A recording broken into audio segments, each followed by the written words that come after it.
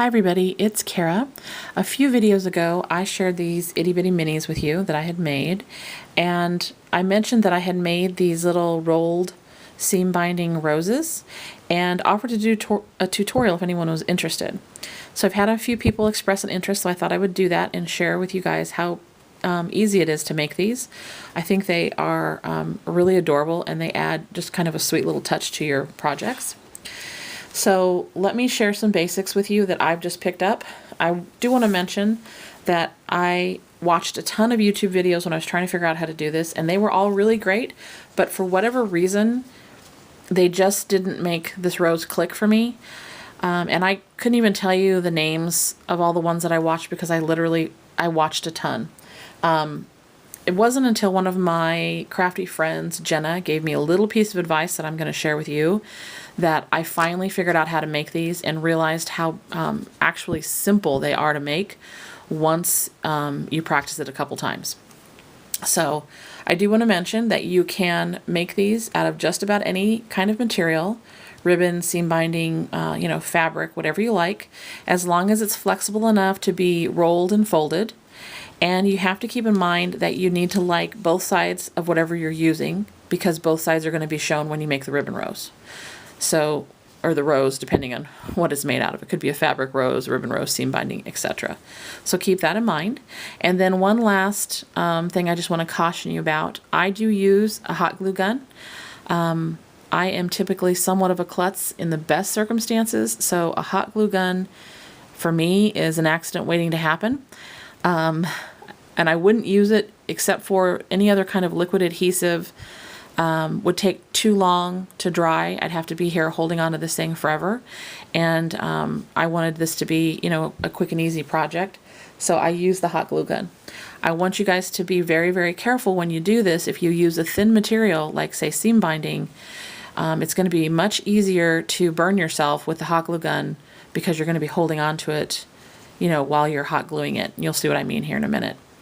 So, I think that's pretty much it. Oh, one other thing. You will determine, for the most part, the size of your rose by a few things.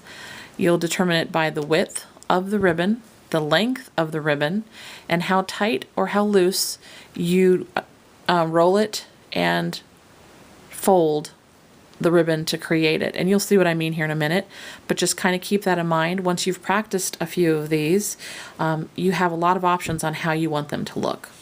So let me show you. I'm going to start with the ribbon because I think that's the easiest to see. This ribbon that I'm using here is kind of a coral color. It's real pretty. I just picked it up on sale at Michael's. It is 7/8 of an inch wide, and I'm using a piece that is about 15 inches long. I don't know if I'm going to use the whole thing or not. I'm going to see how the flower develops. But basically I'm going to start at one end. I'm going to go in from the end around about an inch or so. There's no real set way. It's just what I've been doing. And you put a little strip of hot glue, and then you fold it over into basically a triangle. Okay? And then you're going to start rolling this in and creating the center of your flower. And again, you're going to put a teeny bit of hot glue right in here and roll it in so that you're left with something that looks approximately like that. Okay? Now, in all the videos I watched, some people like to hold it from the bottom. Most of the ones I saw like to also hold it from the top to kind of keep this flat. It's going to have to be your preference once you've practiced it. I'll show you how I do it, and then you can make up your own mind from there. So, we're going to make our center a little bit larger, and you're going to start by folding this back almost to where it's level on top. Hopefully you can see that. And you're going to roll this in again. Put a teeny little bit of glue in there. Hopefully you can see that to secure it. Okay. And this begins your rose. Basically you're going to roll it a little bit until this fold is almost gone, and then you're going to fold it again. And again, you're going to put on a little bit of hot glue. Now, it will depend on the material you use and how secure you want your rose to be, on whether or not you do that little bit of hot glue every single turn or every other turn. For this particular ribbon, I like to do it just about every other turn to keep it nice and secure. And basically what you're doing is you're folding it back like so, and then rolling it. Trying to keep this top part right up here pretty much level. Not, 100%, because obviously no rose is going to be like that, but as close to flat as you can. And then you'll be putting the glue on. Now, the little piece of advice that Jenna gave me that made all the difference was, when you're holding this part of the ribbon up and you're getting ready to fold, you need to hold it at a little bit of a diagonal. So can you see that? It's not level like this, the ribbon, it's up like this. And that makes all the difference. If you keep it level, you'll still have something that resembles a flower, even kind of resembles a rose. But mine were big, fat, like almost looked like balls. That's how kind of fluffy and fat they were when I did it like that. And as soon as I started doing it where I held the ribbon at a little bit of a diagonal, like so, I started to get a better result. So you're going to fold it back every time, same direction. Put a little bit of glue down there, roll it a teeny bit, put it at that diagonal, fold it again. I hope that you can see how I'm doing this. And you'll just do it until you're happy with the width of the rose. You can obviously make smaller ones or bigger ones. It's totally your call. When I'm gluing, let me see if I can show this to you. I try and put the glue more so on the rose I've already made, like right there, than on the ribbon or the seam binding so that I don't get burned. And you just keep folding it back and rolling and gluing until you're happy with the size of your rose. So if you wanted a smaller one that almost looked a little bit like a rosebud, you might want to stop about here. If you wanted it bigger, you could keep going. Same process all the way to the end. Fold it back, roll it a little bit, put some glue on, roll it a little bit more. Fold it back, roll it a little bit, put some glue on, roll it a little bit more. And you just keep doing that, like I said, until you're either happy with the size and shape of the rose, or of course until your material is almost all gone. That's about where we're at. Now, because most of these are going to go onto a project, you won't see the back. You don't really have to do much to finish it. If you're giving it as a gift or as part of a swap, you can, of course, use a hole punch or a little die cut, put a little circle on the back to finish it off if you want. Most of the time, they don't look too bad in the back once you've had some practice, even without that being put on there. But it's up to you. So when you get to about like this amount, an inch or two from the end, you're going to start looking at how you want to end it. And so what I'm going to do is I'm going to put a little bit of glue right here because I don't want to mess up the fold that I've been creating or the shape of the flower. And you kind of want to make sure it still looks okay. Then I'm going to cut this little piece off down to the end of the flower as much as I can. You should still have quite a bit of hot glue in the center there where you started, that shouldn't matter when you cut it off.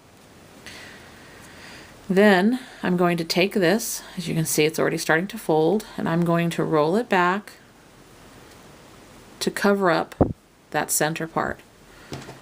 And now I see about how much I need, so I'm just going to chop off a little bit of that. I'm going to put a teeny bit of hot glue here to get that stuck down. Okay, and then I kind of look at it to make sure. I think I need to put a little bit in here so that this particular roll stays. I'm going to fold that back because I'm hoping to get it far enough in that you don't see it. There you go, that's a little bit more secure. Then I'm going to, and you can either cut this off or you can do what I'm going to do, which is fold it back a little bit, use a little bit of hot glue, take this part, use a little bit more hot glue, and kind of fold it back. Then I'm going to take my scissors and just take off some of those little extra parts. You know, the little scraggly edges. And there's your rose. And the bottom, like I said, obviously isn't going to show if you use it on a project. So it's up to you on whether or not you want to finish the back. When I was talking about how big you determine it will be by the selection of the ribbon and how tightly you hold it, this is an example of that. This is pretty much the same length of ribbon. I made this one really, really tight when I did the circles so that it looked more so like either a little rose or almost a rosebud. And then I was much more loose when I made this one. So same ribbon, just about the same length. If it was off at all, it was only like maybe 1/2 inch. And you can see the difference in the size. That's just all in the way that you roll the ribbon when you do it and how big you fold it. Hopefully you can kind of see that those folds are this one's much larger and looser, and this one's much smaller. For seam binding, it's the same process. You're just going to be a lot more careful because not only is it obviously not as wide, it's a lot thinner material, and you're going to be much more prone to burn yourself if you're not careful. So put a teeny bit of glue, fold it down, and you're going to roll it just like you did with the ribbon. I do roll it a little bit more because it is so thin before I put that first little dab. And obviously I try to use a lot less hot glue. So there's the center.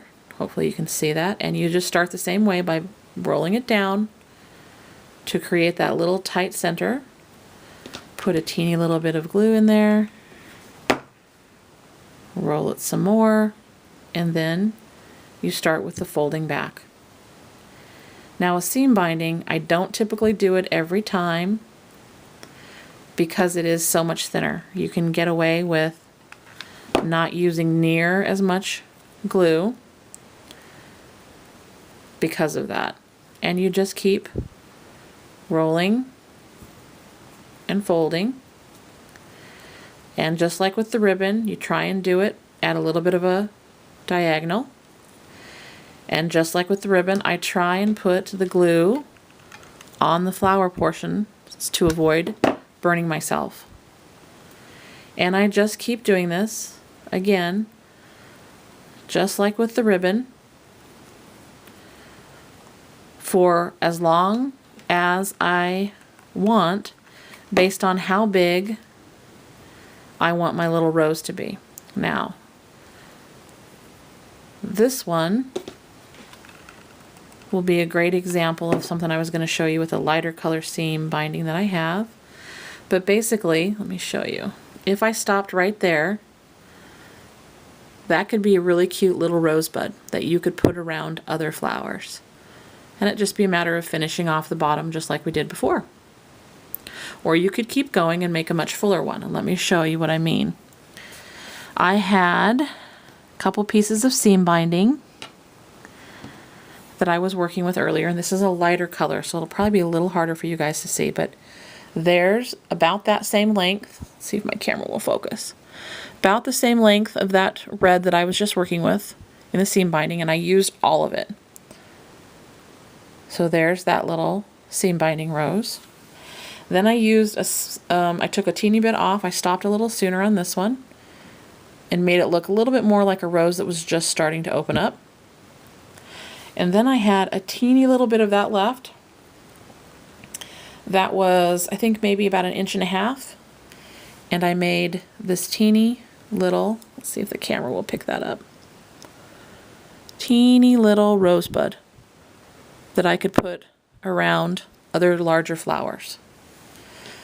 I've also made some in a wider ribbon. This ribbon that I'm showing you now is about 1.5 inches. And you can see how, again, using different lengths controls the size of the flower that you get. I also used some of the fabric that my crafty friend Julie gave me, and I tore it into strips. And I made this one. Because of the way this fabric was, it popped up a little bit more because it's a very thick fabric, but I still think it looks pretty cute. And then I made this one. And then I made these two from another fabric, almost like a burlap where you could get all the kind of the frayed edges. And the great thing about, oops, sorry for hitting the camera, guys. The great thing about using the fabric is if you wanted to, you could, use a white like this and then mist it to whatever color you wanted. So hopefully that gave you enough information to start making your own ribbon roses or seam binding roses or fabric roses, because they're a lot of fun. I think they add a great touch to any project, and they're pretty simple to make. It just takes practice.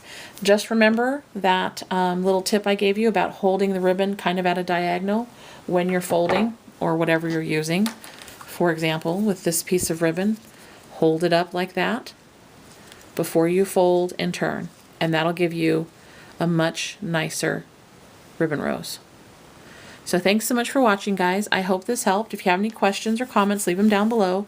And as always, thanks so much for watching. Bye.